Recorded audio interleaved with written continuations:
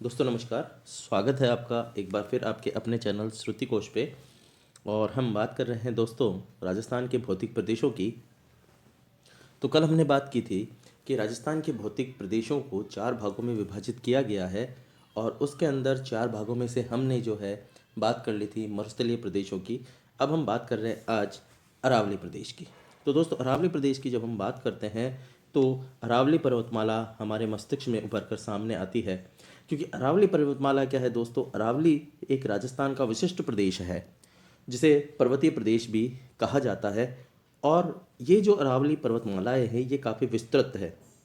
राजस्थान के मध्य में ये पर्वतमालाएं स्थित है और दक्षिण पश्चिम से होती हुई उत्तर पूर्व की ओर ये विस्तृत होती जाती है। अरावली पर्वतमाला जो है विश्व की प्राचीनतम वलित पर्वतमाला श्रेणियों में से एक है। इसकी आयु की अगर बात की जाए तो दोस्तों लगभग 650 मिलियन वर्ष के लगभग इसकी आयु हो गई है। और ये प्री कैम्ब्रियन कल्प में इसका उद्भव हुआ था, यानी प्राचीन कल्प है प्री कैम्ब्रियन कल्प, जिसमें इसका उद्भव हुआ था, इसकी उत्पत्ति हुई थी। और आज इसकी तुलना जो है वो अमेरिका के अल्पाशियन पर्वतों से की जाती है। दोस्तों ये जो है ये गोंडवाना लैंड का भाग माना जाता है।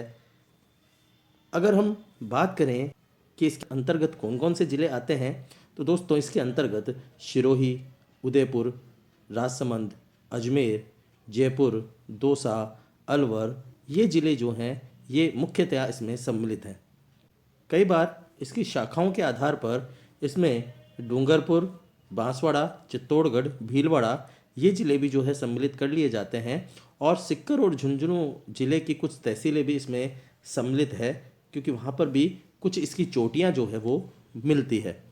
तो इस तरह से देखा जाता है तो संपूर्ण प्रदेश जो है वो एक योजना के आधार पर फैला हुआ है। दोस्तों यहाँ बात करूँ मैं अरावली पर्वतमाला की, जैसा कि मैंने बात की कि ये जो अरावली पर्वतमाला है हमारी, ये दक्षिण पश्चिम से कहाँ जा रही है, उत्तर पूर्व की ओर जा रही है।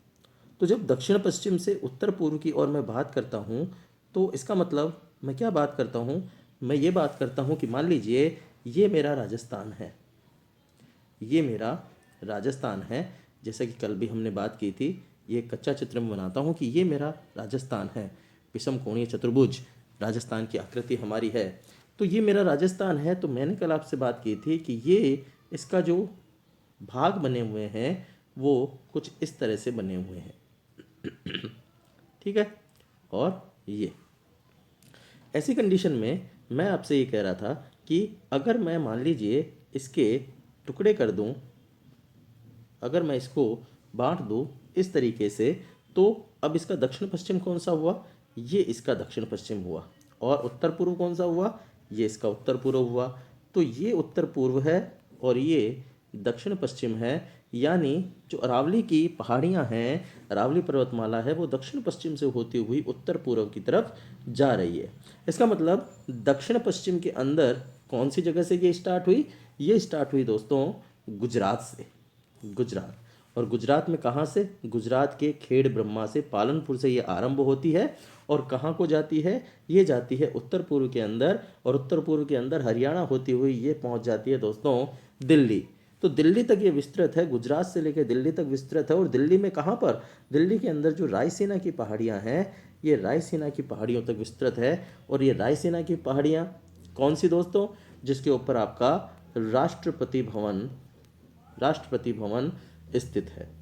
तो राष्ट्रपति भवन जो जिन पहाड़ियों पर स्थित है वो अरावली की पहाड़ियाँ ही हैं दोस्तों। तो इसका विस्तार कुछ इस तरीके से है। तो राजस्थान के मध्य में से होती हुई ये दक्षिण पश्चिम से उत्तर पूर्व की ओर फैली हुई है। अगर इसकी कुल लंबाई की बात की जाए तो कुल लंबाई कितनी है इसकी दोस्तों, प्राकृतिक स्वरूप के अंदर इसकी हम कुल लंबाई को देखते हैं तो इसकी जो लंबाई है वो लगभग 700 किलोमीटर लंबाई के अंदर ये फैली हुई है। यानी एग्जैक्ट अगर बात की जाए तो कुल लंबाई है दोस्तों इसकी 692 किलोमीटर। यानी ये गुजरात से प्रारंभ होकर दिल्ली तक जो जाती है, राजस्थान मध्य में होता है इसके, तो ये इसकी कुल लंबाई है 692 किलोमीटर। अगर लगभग के अंदर पूछे तो 700 किलोमीटर के लगभग इसका आंसर आएगा।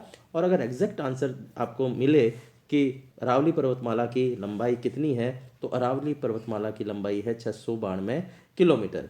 और वहीं पे प्रश्न को चेंज कर दिया जाए और प्रश्न ये पूछ लिया जाए कि राजस्थान में ये कितनी है, तो राजस्थान में है इसकी लंबाई दोस्तों 550 किलोमीटर। राजस्थान में कितनी लंबाई है? 550 किलोमीटर है। और ये राजस्थान में जो 550 किलोमीटर लंबाई है, ये है खेड़ ब्रह्मा से खेतड़ी तक। तो खेड़ ब्रह्मा से खेतड़ी तक की इसकी लंबाई जो है वो 550 है, यानी जो बॉर्डर है उस गुजरात की बॉर्डर से जो राजस्थान को टच होती है वहाँ से लेके और झुंझुनू खेतड़ी तक इसकी जो लंबाई है, क्योंकि फिर आगे क्या आ गया, हरियाणा और दिल्ली आ गई, तो वहाँ तक इसकी जो लंबाई है वो आ गई 550 किलोमीटर। यानी हम एक तरह से ये देखते हैं लगभग 80% जो भाग है वो इसका राजस्थान में है। यानी इसकी आकृति किस तरह की है? इसकी आकृति दोस्तों एक तानपुरे जैसी है कि ये दक्षिण पश्चिम से शुरू हो रहा है, तो दक्षिण पश्चिम की तरफ से तो चौड़ा है और आगे उत्तर पूर्व की तरफ जाते जाते ये क्या हो जाता है, सकड़ा हो जाता है। यानी इसकी जो आकृति है वो कैसी हो जाती है? इसकी आकृति जो है वो दोस्तों कुछ इस तरह की हो जाती है। एक बार मैं आपको बता देता हूँ कि इसकी जो आकृति है ये कुछ इस तरह से कुछ इसकी आकृति हो जाती है, इस तरीके से। यानी दक्षिण पश्चिम के अंदर इसकी चौड़ाई है और उत्तर पश्चिम की तरफ जाते जाते इसकी चौड़ाई जो है वो कम होती जाती है। तो एक तानपुरा आपने देखा हो तो तानपुरे भी ऐसे ही होता है कि ये आगे से जो है वो चौड़ा होता है और पीछे से पतला होता जाता है।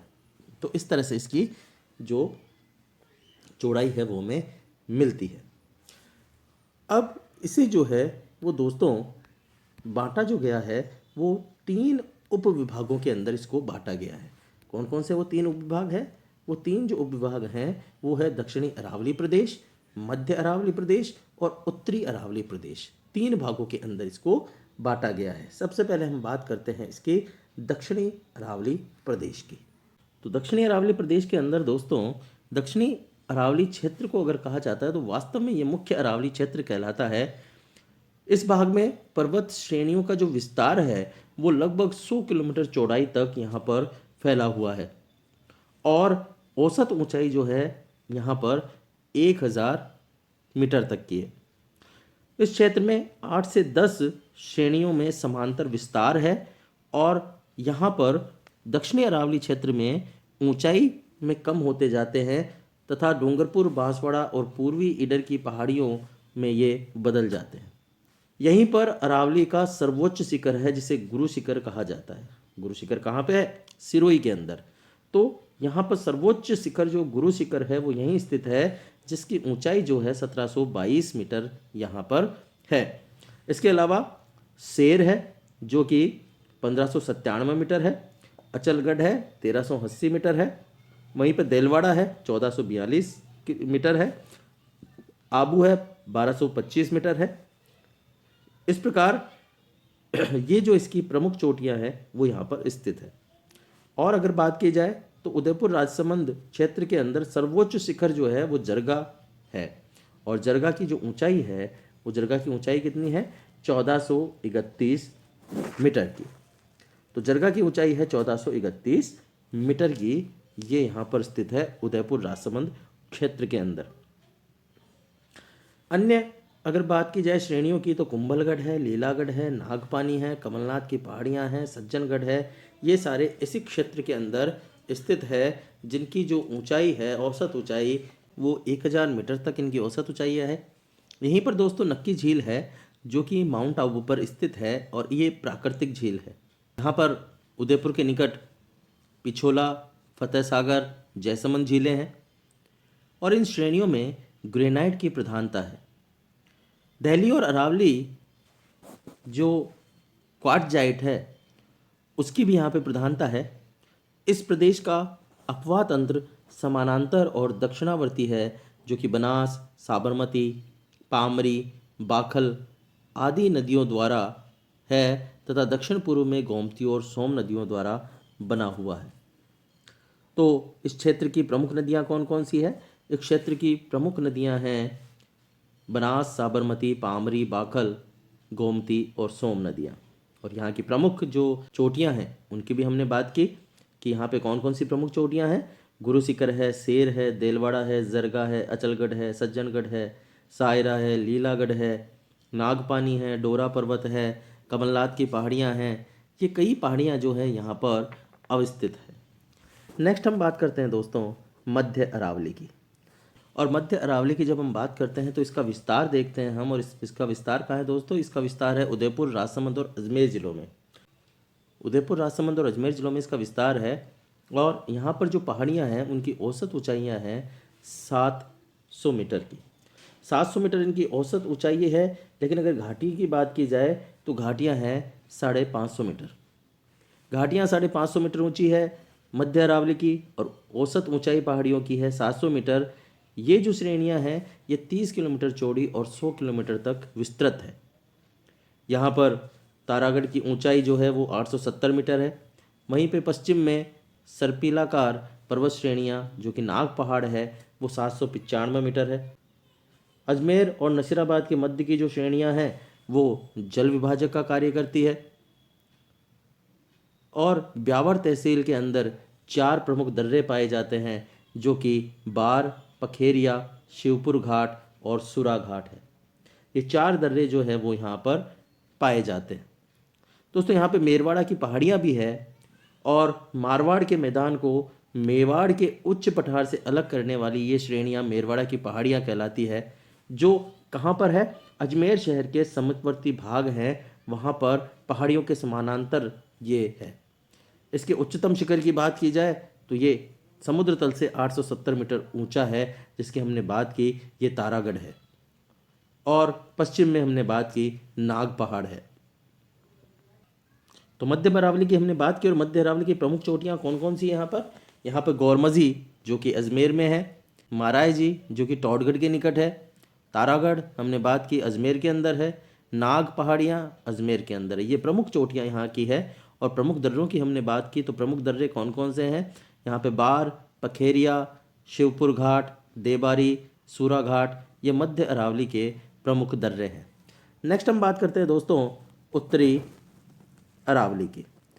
उत्तरी अरावली की जब हम बात करते हैं तो उत्तरी अरावली के विस्तार की बात करते हैं। और उत्तरी अरावली का विस्तार जो है वो सांबर से उत्तर पूर्व की ओर है।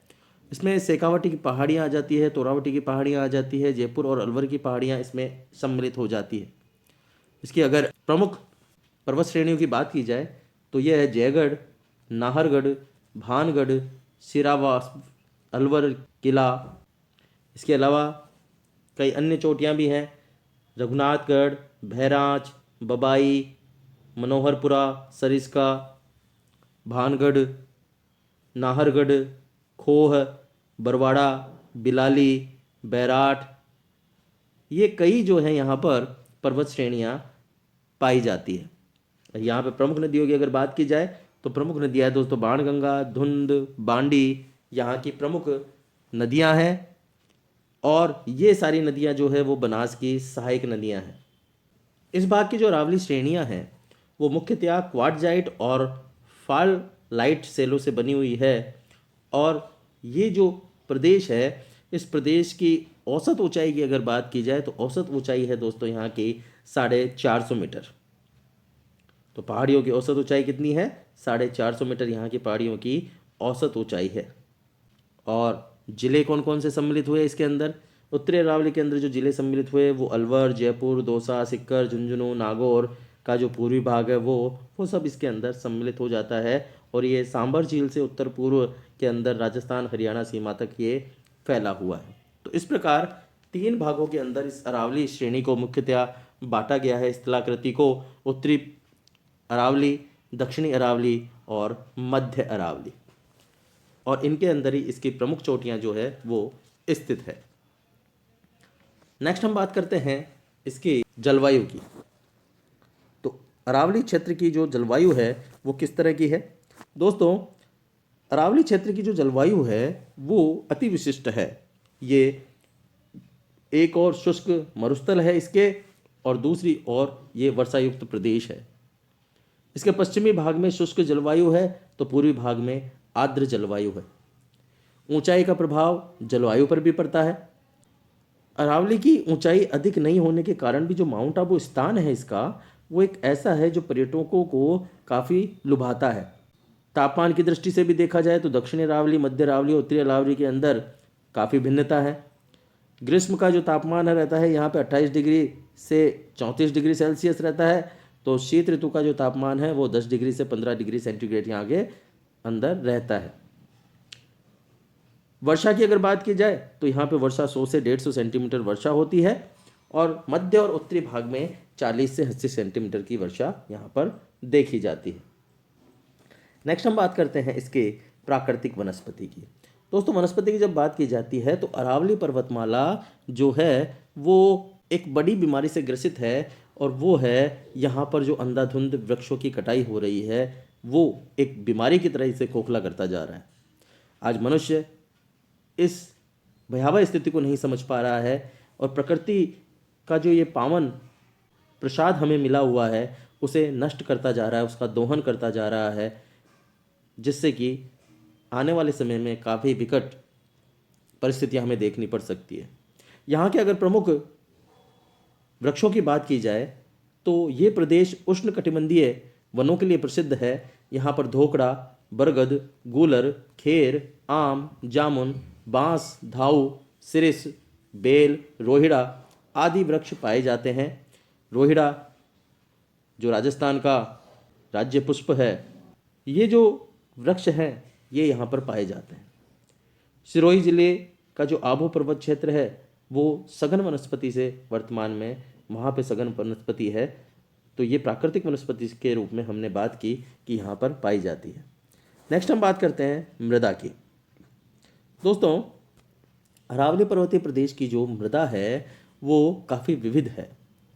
भूरी, रेतीली, कछारी मिट्टी ये जो है अलवर क्षेत्र में पाई जाती है।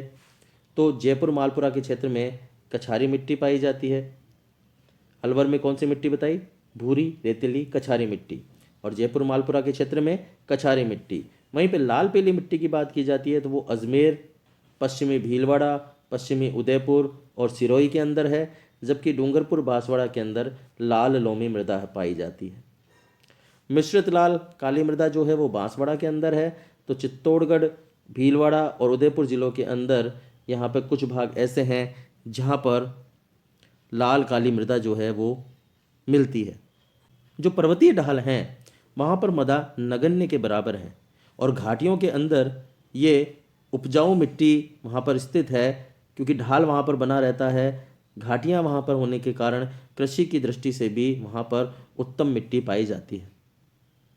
इस कारण से पर्वतीय प्रदेश है लेकिन मृदा के रूप में यहाँ पर कृषि जो है मृदा अच्छी होने के कारण अच्छी हो जाती है।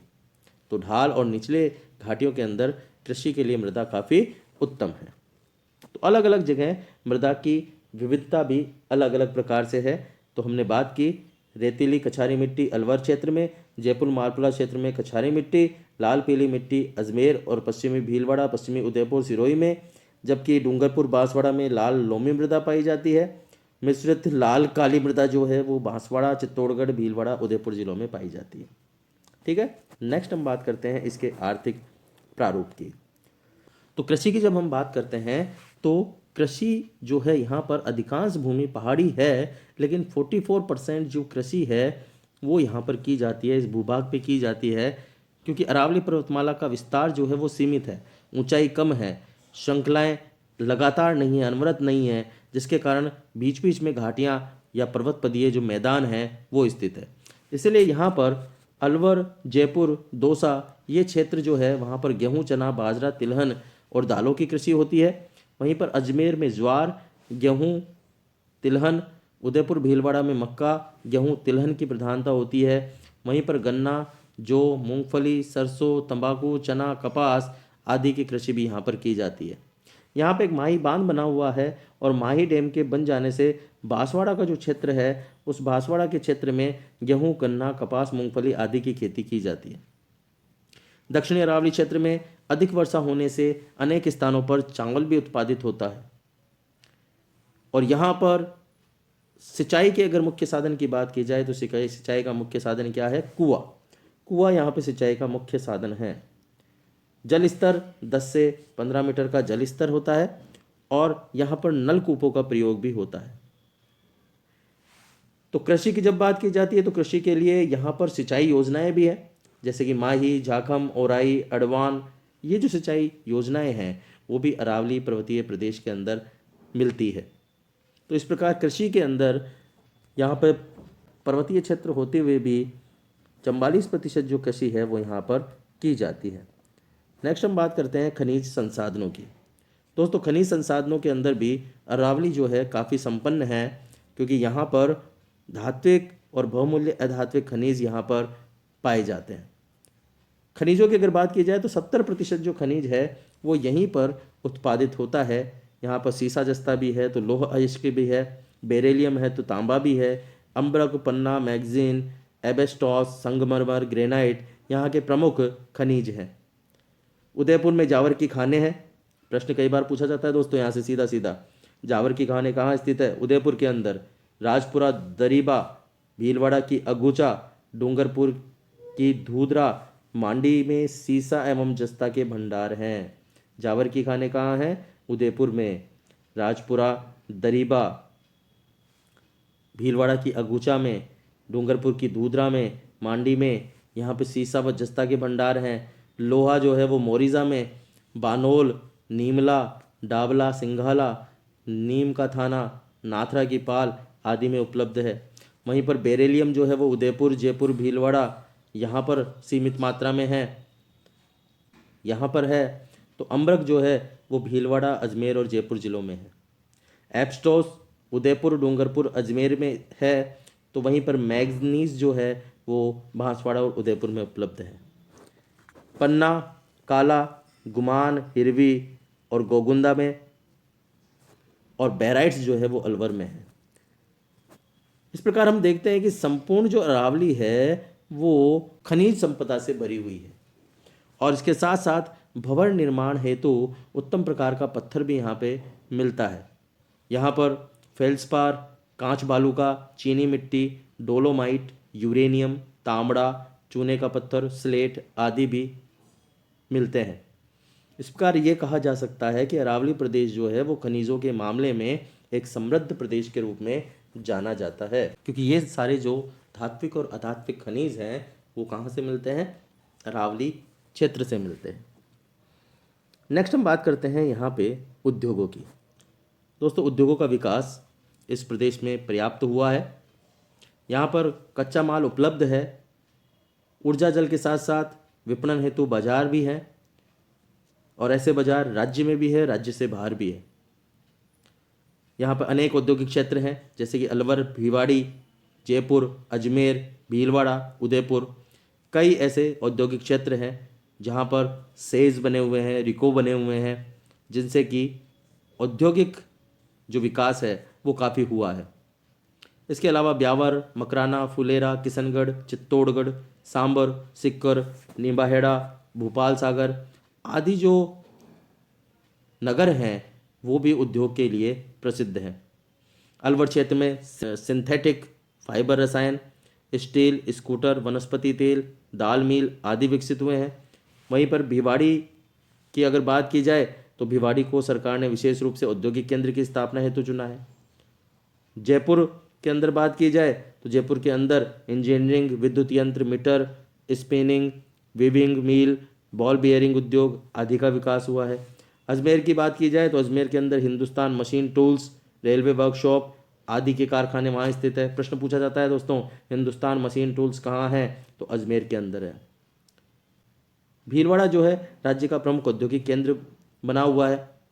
यहाँ पर सूती वस्त्र है, होजरी है, सिंथेटिक फाइबर है, वनस्पति घी है, दाल मिल, ऊनी वस्त्र हैं आदि के कारखाने यहाँ पर स्थित हैं।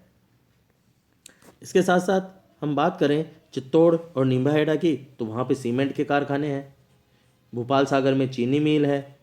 उदयपुर के अंदर कपास कताई, रसायन, डिस्टिलरी, मशीन उद्योग आदि विकसित हुए हैं। देबारी में जिंक स्मेल्टर स्थित है। तो भारत का एक प्रमुख प्लांट जो है देबारी, जहाँ पर ये जिंक स्मेल्टर स्थित है। तो ऐसे कई उद्योग हैं जो यहाँ पर विकसित हुए हैं। इसके साथ परिवहन की अगर बात की जाए तो परिवहन में भी ये अछूता नहीं है। यहाँ पर परिवहन का विकास भी अच्छा हुआ है। राज्य में मध्यवर्ती स्थिति के कारण यहाँ रेल सड़क परिवहन की सुविधा जो है पर्याप्त है, क्योंकि प्रमुख नगर यहाँ पर हैं, जैसे कि अलवर, जयपुर, अजमेर, भीलवाड़ा, उदयपुर, ब्यावर, फुलेरा, दौसा, डूंगरपुर, चित्तौड़गढ़। तो आपस में ये रेल मार्ग से, सड़क मार्ग से जुड़े हुए हैं। जयपुर से, क्योंकि जयपुर राजस्थान की राजधानी है, इसलिए जयपुर से रेल मार्ग दिल्ली, बम्बई, अहमदाबाद, आगरा आदि प्रमुख नगरों के अंदर फैला हुआ है। अजमेर भी न केवल रेल मार्ग रखता है, बल्कि यहाँ पर रेल वर्कशॉप भी है। सड़क परिवहन की बात की जाए तो सड़क परिवहन भी यहाँ पर है। जयपुर, अजमेर, राजसमंद, उदयपुर, यहाँ पर राष्ट्रीय राजमार्ग नंबर 8, राष्ट्रीय राजमार्ग 11 आगरा से दौसा, जयपुर, सिक्कर होता हुआ बीकानेर तक जाता है। अन्य प्रमुख मार्गों की अगर बात की जाए तो अजमेर, कोटा, जयपुर, अलवर, जयपुर, कोटा, जयपुर, अजमेर, भीलवाड़ा, चित्तौड़गढ़, उदयपुर आदि कई और भी ऐसे मार्ग हैं जिनका यहाँ पर विकास हुआ है। वायु परिवहन की बात की जाए तो जयपुर, उदयपुर यहाँ पर नियमित वायु परिवहन सेवा है। जयपुर के अंदर अंतर्राष्ट्रीय हवाई अड्डा है, जो कि सांगानेर के अंदर अवस्थित है। यहाँ से दिल्ली के लिए, जोधपुर के लिए, उदयपुर के लिए, मुंबई के लिए नियमित सेवाएं जो है वो चलती है। बात करें अरावली प्रदेश की जनसंख्या की, तो जनसंख्या जो है यहाँ पर वो सघन जनसंख्या है। इस क्षेत्र की जनसंख्या, अगर सर्वाधिक जनसंख्या की बात की जाए तो 2011 के अंदर जयपुर जिले की सर्वाधिक जनसंख्या रही, जो कि 66.639 लाख अंकित की गई। इसके पश्चात अलवर जिले की, जो कि 36.719 लाख, उसके बाद अजमेर जिले की 25.849 लाख और फिर भीलवाड़ा जिले की 24.104 लाख रही। तो अगर हम इसको घटते हुए क्रम में देखें तो घटते हुए क्रम में क्या होंगे, जयपुर, अलवर, अजमेर, भीलवाड़ा, ये इसका घटता हुआ क्रम है। तो प्रश्न यहाँ पर सीधा सीधा बना लिया जाता है कि अरावली पर्वतीय प्रदेश के जनसंख्या का सही क्रम है, फिर आपको दे देगा आरोही या अवरोही क्रम के अंदर, तो हमको देखना पड़ेगा। इसी क्षेत्र की सबसे कम जनसंख्या की बात की जाए तो सबसे कम जनसंख्या 2011 की जनगणना के अनुसार वो था प्रतापगढ़। इसकी जनसंख्या जो देखी गई वो 8.68 लाख अंकित की गई। जयपुर जिला जो है वर्ष 2011 में जनसंख्या घनत्व यहाँ का रहा 598 और दौसा का रहा 476, अलवर का रहा 438 और अजमेर का रहा 305 प्रति वर्ग किलोमीटर। वहीं पर सबसे कम घनत्व की बात की जाए अरावली प्रदेश की, तो ये 202 व्यक्ति प्रति किलोमीटर अंकित किया गया, जो कि सिरोही का था। तो इस प्रकार घनत्व के मामले में सबसे ज़्यादा घनत्व रहा जयपुर जिले का और सबसे कम घनत्व रहा अरावली प्रदेश के अंदर सिरोही जिले का। अरावली प्रदेश में कुछ ऐसे ज़िले भी हैं जहां पर अनुसूचित जाति की बहुलता है, जैसे कि बांसवाड़ा और डूंगरपुर के अंदर अनुसूचित जनजाति है और यहाँ पर इनकी जनसंख्या का प्रतिशत 2001 में 73.47 एवं 65.84% है। उदयपुर में यह 36.79% है, जबकि सिरोही में 23.39 और चित्तौड़गढ़ में 20.28% की अनुसूचित जनजाति की जनसंख्या यहाँ पर निवास करती है। जयपुर जो है वो राजस्थान का सबसे बड़ा नगर जो है वो कहलाता है। इसके बाद अजमेर, उदयपुर, अलवर, भीलवाड़ा, ब्यावर, दौसा, किशनगढ़, नसीराबाद, नाथद्वारा, प्रतापगढ़, डूंगरपुर, बांसवाड़ा आदि आते हैं। तो इस प्रकार हम देखते हैं कि अरावली प्रदेश जो है वो राजस्थान का न केवल एक विशिष्ट भौगोलिक प्रदेश है, बल्कि एक आर्थिक प्रदेश भी है, क्योंकि यहाँ पे खनिज संपदा भी है, तो यहाँ पर कृषि का भी अच्छा विकास हुआ है। इसके साथ साथ यहाँ पर जो मुख्य परेशानी है कि वो दक्षिणी अरावली का जो आदिवासी प्रदेश है वो अपेक्षाकृत थोड़ा सा कम विकसित हुआ है, तो वहाँ पर थोड़ा इसमें ध्यान देने की आवश्यकता है। तो ओवरऑल अगर देखा जाए तो अरावली प्रदेश जो है वो राजस्थान के लिए हम यूँ कह सकते हैं कि एक दूध देती गाय है, जो खनिज संपदा के मामले में भी अव्वल है और खनिजों के मामले में राजस्थान को नंबर 1 बना के रखा हुआ है। तो ये था दोस्तों आज का हमारा टॉपिक, जिसके अंदर हमने राजस्थान के भौतिक विभागों के अंदर अरावली प्रदेश को देखा। नेक्स्ट वीडियो में हम पूर्वी मैदान के बारे में बात करेंगे। तब तक के लिए धन्यवाद। आपका दिन शुभ हो।